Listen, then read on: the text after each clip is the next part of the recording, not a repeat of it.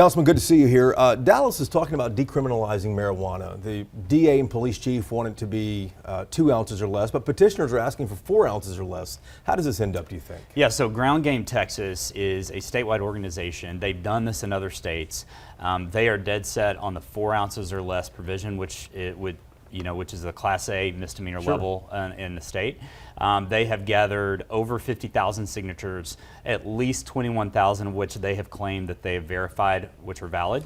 All they need is 20,000 signatures to force a referendum on the ballot. So, meaning council has no discretion. We must, by law, put it on the ballot. Put it on the ballot. And my initiative, my plan originally was to save the city secretary the time and the resources and basically her entire summer having to verify these petitions and us just do it for them. Of course, we didn't have that opportunity yesterday because council punted the entire charter discussion to August. What do you think happens with this, though? Which way does it go? On the marijuana. On the marijuana. It will end up on the ballot for voters, and it will be up to Dallas voters whether they want to support it or not. Will voters see 4 ounces or 2 ounces? Can they vote on that, do you think? No, they will be It'll be given one or the other. They will be given the opportunity, yes or no, on 4 ounces. On 4 ounces? That's right. So what do you say to the DA and the police chief? The DA and the police chief will just see what the voters say. I mean, we don't have the discretion once the voters, we do not have the discretion once it ends up on there and the petitions are valid. This is by law something we have to put on the ballot, and the voters will get to choose whether they do it or not. I think the chief will come out and give his opinion publicly. The DA already has, and the voters can weigh that when they make their decision in November. But there's no chance that the council might put a 2 ounces restriction on the ballot as well? It is a discussion we can have in August. I don't know the temperature of council on that right now. I'm definitely open to that discussion, though. Decriminalizing marijuana is passed in Austin. It failed in San Antonio. How would it help Dallas taxpayers, though, if it passed here?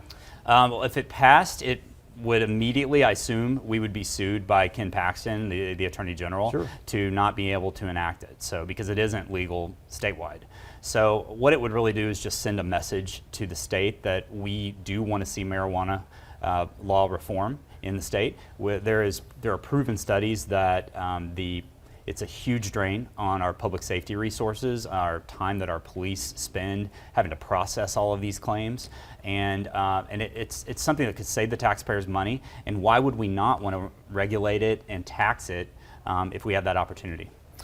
The charter amendments at City Council is something that's kind of been out there for a while now. You guys punted this decision on a number of issues down the road until after your July break, until August. You didn't want to do that. Why not at least consider some of these things ahead of time? Yeah, I was one of 3 council members that did not support delaying this to August. My feeling is, and this is actually the exact quote I used, is Rome wasn't built in a day. It took a while to build it.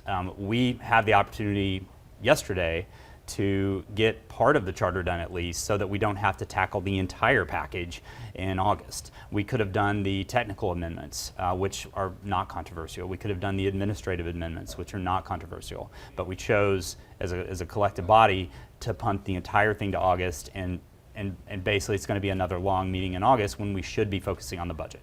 Let me ask you what you think happens to these issues. Pay raises for council, that's one of the ideas. What happens with that? I'm going to say collectively that this charter package that I have seen that's actually risen up out of the straw votes is the most self-serving piece of legislation I've ever seen in my 5 years in office. It is it's a disappointment in what's already risen up, that it mostly benefits council members and it benefits little things like how we run meetings. It doesn't benefit the voters as a whole. I'm really disappointed that there was not support from my colleagues to support November odd year elections. There was no support, or very little support, for ranked choice voting, and I just think those are things that can make it easier for voters to actually vote. It will help increase our voter turnout. We've seen in Mesquite it doubled their voter turnout when they moved their elections to November, and the same in Houston. They have double the voter turnout we do for municipal elections by simply having their elections in November versus May. People are already at the polls, obviously, for November elections there. Well, it would be odd years, so we would be avoiding the partisanship of it, but it would be ingrained in voters that, all right, every November we're voting for something versus, Rather than okay, May. is this a May Sure. when I vote for council or not? Oh, you're up again. I get that question all the time. Oh, you're up again? I just voted. No, you actually voted in the November election for your state legislature. Oh, yeah, that's right. So I get that all the time. It's confusing. The confusion. Sure. Permitting has been a huge problem for Dallas for several years now. The city has plans to combine the departments responsible for urban planning and for permitting. How is this going to help? I think it's a brilliant move on Kim Tolbert's part. The interim city manager. The interim city manager. It is something that a lot of developers have been asking for because they will get one answer from the planning department, which used to be in one silo, another answer from development services on their projects. And now everyone's going to be working together with a unified front. Our permitting department is the gateway for the city's taxes, our property taxes, which pay for police, fire, parks, libraries, all the stuff that's important to us, our street repairs. It's our gateway to construction jobs, and it's our gateway to new housing, which we desperately need. It's got to be the most impactful department in the city. It should be the major leagues of the city of Dallas, where everybody wants to work because it's the best department. How long does it take to get this all ironed out? Dallas has been dealing with this since COVID, with Yeah. the delays in permitting. It has, and we are seeing some positive trends that are coming up. I get way less calls than I used to get from home builders and people who renovate houses. And so I see some positive trends there. I think some of the bigger projects that deal with what we call the Q team, because it's so complicated, we are still seeing some delays there. And I'm personally looking at those because those are the big projects that bring in the bigger tax revenue for the city. We talked about marijuana in the beginning. I want to ask you about gambling too. This is another message you want to send to the state, that you hope to send to the state, that Dallas is interested in card rooms and gambling. 2 committees have already passed this to make it a legislative priority for next legislative session. Full council will consider it come September, I believe.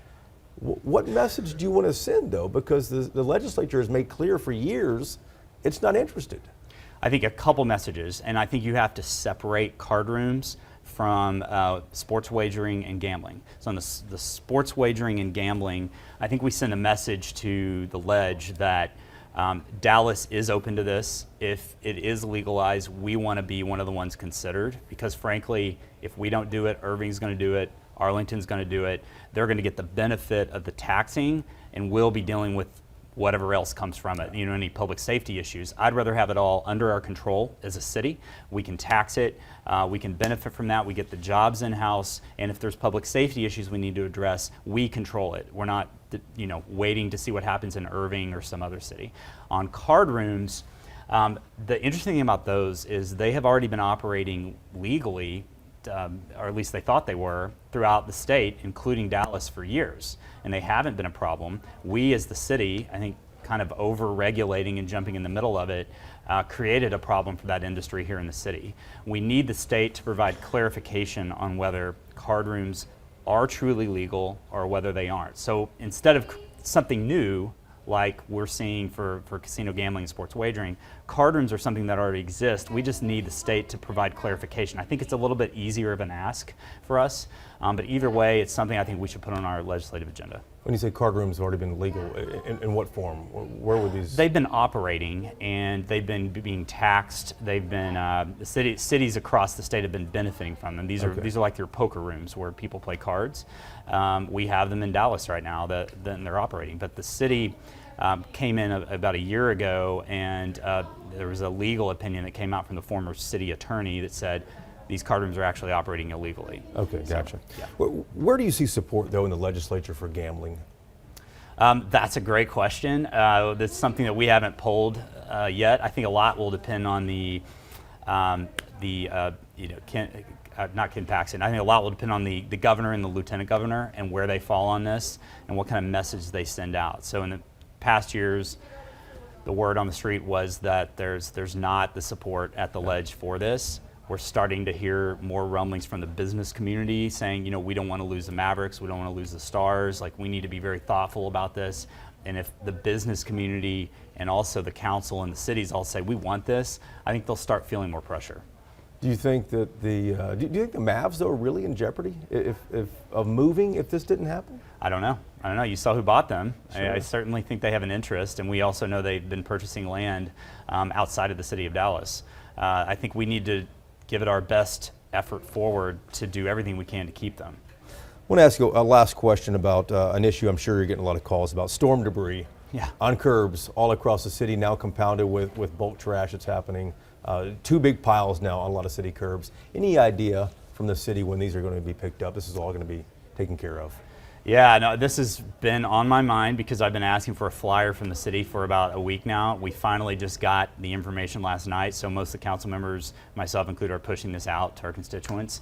The trucks are on a roving basis throughout the city. They've kind of done a big sweep in what I would call looks like a donut, and now they're kind of coming into the central part of the city. So 3 to 4 weeks is what I've been told. 3 to 4 more weeks. Yeah. Wow. Councilman, thanks for the time. All right, thank you. Appreciate it. it.